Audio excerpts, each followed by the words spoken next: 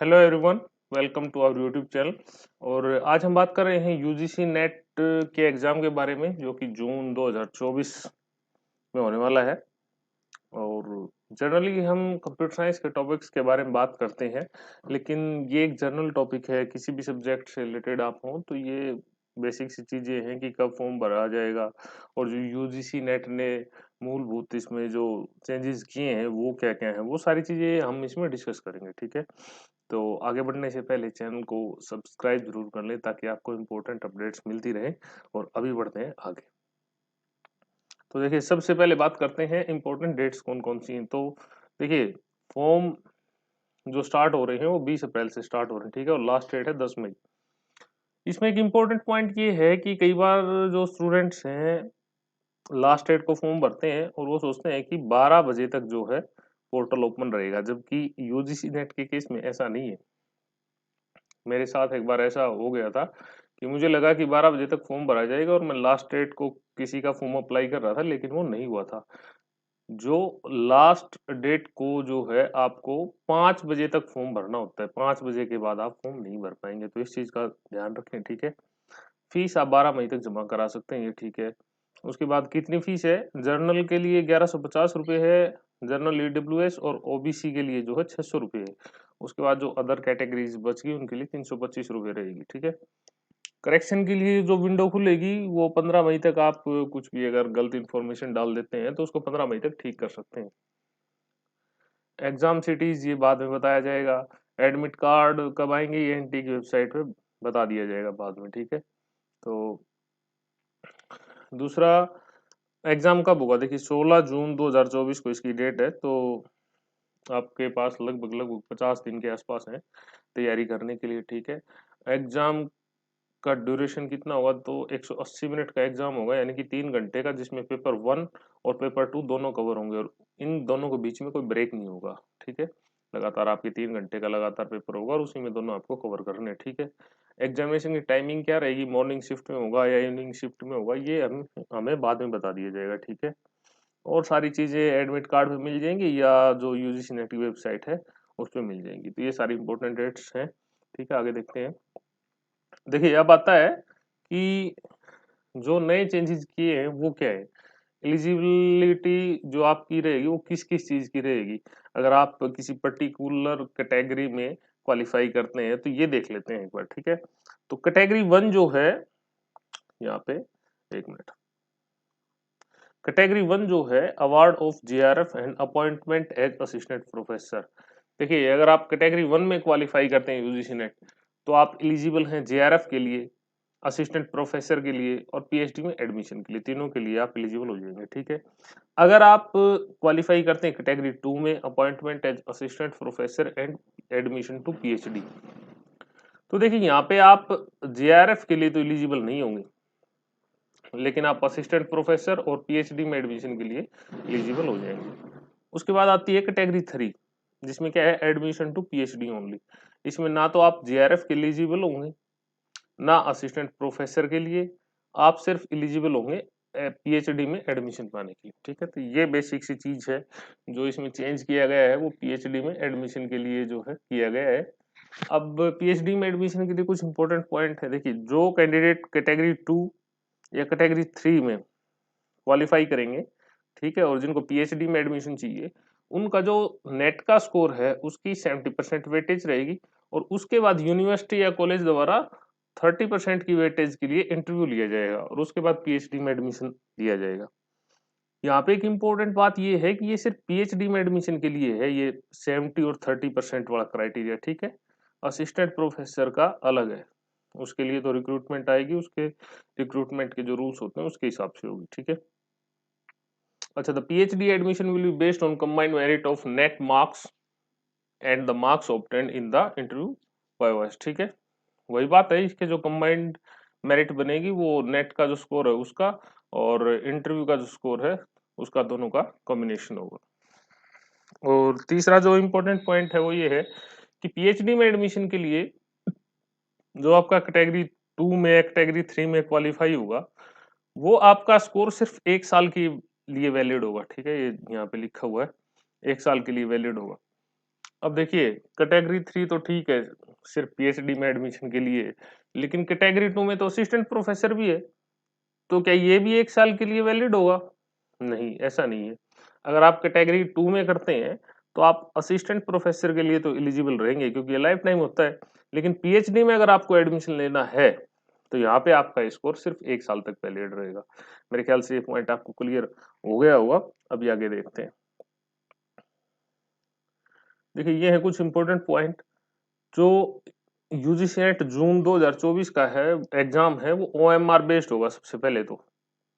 ठीक है, पहले ऑनलाइन होता था, अब ओएमआर से कर दिया है इस बार से ही, तो ये एक चेंज है। ठीक है, ये वही बात इसमें लिख रखी है, मोड ऑफ एग्जामिनेशन क्या होगा, ओएमआर बेस्ड होगा। ठीक है, पैटर्न क्या रहेगा एग्जामिनेशन का, ये इंपॉर्टेंट है। देखिए यूजीसी नेट में 2 पेपर होंगे, ठीक है, और दोनों ऑब्जेक्टिव टाइप होंगे, मल्टीपल चॉइस क्वेश्चन होंगे जिनमें। ठीक है, तो यहाँ पे है पेपर 1 जो कि 100 नंबर का होगा, उसमें 50 क्वेश्चन आएंगे। ठीक है, इसमें क्या क्या आएगा, देखिए टीचिंग और रिसर्च एप्टीट्यूड के बारे में आपकी नॉलेज सही होनी चाहिए। दूसरा, इसमें आपको रीजनिंग के क्वेश्चन मिलेंगे, रीडिंग कॉम्प्रिहेंशन के मिलेंगे। ठीक है, और divergent thinking and journal awareness से भी आपको क्वेश्चन इसमें मिलेंगे, यानी कि जर्नल से टॉपिक इसमें जो है हमारे सारे आएंगे। उसके बाद जो दूसरा पेपर है वो 200 नंबर का होगा और उसमें क्वेश्चन होंगे 100। तो ये प्योरली आपका जो सब्जेक्ट है, जैसे कंप्यूटर साइंस है तो सारे क्वेश्चन इसमें कंप्यूटर साइंस से होंगे। ठीक है, और 3 घंटे का एग्जाम होगा बिना किसी ब्रेक के। ठीक है, उसमें पेपर 1 और पेपर 2 दोनों लिए जाएंगे। सब्जेक्ट और सिलेबस, देखिए सब्जेक्ट अलग अलग जो है आपको नोटिफिकेशन में मिल जाएंगे, आप हमारे टेलीग्राम चैनल से इसका नोटिफिकेशन देख सकते हैं, वहाँ पे हमने डाल रखा है इसको। और रही बात सिलेबस की, तो सिलेबस के लिए भी ये जो इन्होंने वेबसाइट एड्रेस दे रखा है, यूआरएल दे रखा है, यहाँ से आप जो है सभी सब्जेक्ट्स का सिलेबस देख सकते हैं। हम जो कि कंप्यूटर साइंस के बारे में बात करते हैं, तो हमने कंप्यूटर साइंस का यूजीसी नेट का जितना भी सिलेबस है उसके ऊपर सबके ऊपर वीडियो बना रखी है। वीडियो के डिस्क्रिप्शन में मैं आपको जो है उसका लिंक प्रोवाइड करा दूंगा, आप देख सकते हैं एक एक करके सबका। ठीक है, तो सिलेबस आपको वहां से मिल जाएगा। ठीक है, और इसके बाद है मीडियम ऑफ एग्जामिनेशन।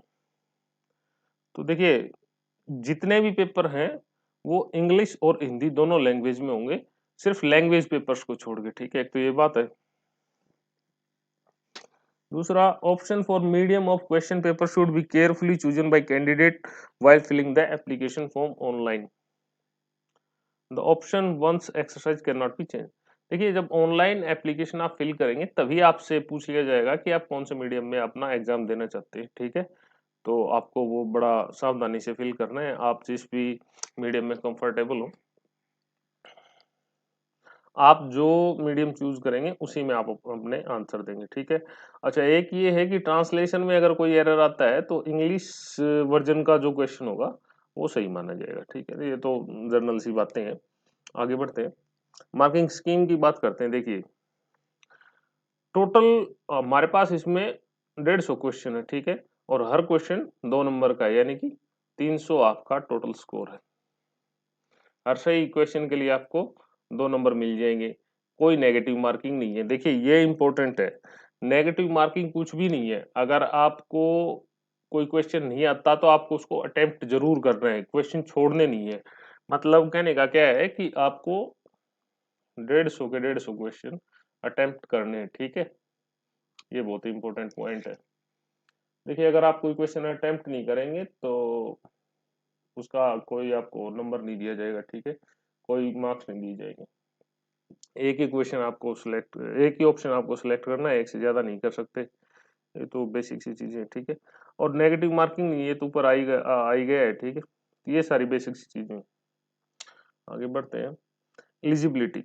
देखिए ये एक और इम्पोर्टेंट है, कई लोगों को एलिजिबिलिटी ही क्लियर नहीं होती। तो देखिए अगर आप जर्नल से हैं या जर्नल ईडब्ल्यूएस से हैं तो आपके पीजी में जो है 55% मार्क्स जरूरी है। ठीक है, और अगर आप रिजर्व्ड कैटेगरी से हैं तो आपको 50% जो मार्क्स इसमें जरूरी चाहिए। देखिए यहाँ पे लिखा हुआ है। इसके अलावा अगर आप अपनी मास्टर डिग्री के फाइनल ईयर में है या फाइनल सेमेस्टर में है, तो भी आप अप्लाई कर सकते हैं। उसमें शर्त क्या है कि अगर आप जनरल कैंडिडेट हैं, ठीक है, या जनरल ईडब्ल्यूएस से हैं, तो आपको 55% मार्क्स फाइनल जो आपकी मार्कशीट होगी उसमें चाहिए होंगे, और अगर रिजर्व्ड कैटेगरी से हैं तो 50% चाहिए होंगे। ठीक है, आगे बढ़ते हैं। अच्छा, इस बार एक और चेंज हुआ है, ठीक है, कि जो 4 ईयर के ग्रेजुएट प्रोग्राम है, जैसे बीटेक होता है, बैचलर ऑफ इंजीनियरिंग होता है, या 8 सेमेस्टर के हैं, वो भी इसके लिए अप्लाई कर सकते हैं। लेकिन वहां पे आपको 75% मार्क्स चाहिए। अगर आपके 75% मार्क्स हैं तभी आप अप्लाई कर सकते हैं, अदरवाइज नहीं कर सकते। और जो रिजर्व्ड कैटेगरीज हैं उनके लिए 5% का रिलैक्सेशन है। ठीक है, और अगली बात, the candidate qualifying in the NET based on a 4 year undergraduate degree will be eligible for award of JRF and admission to PhD.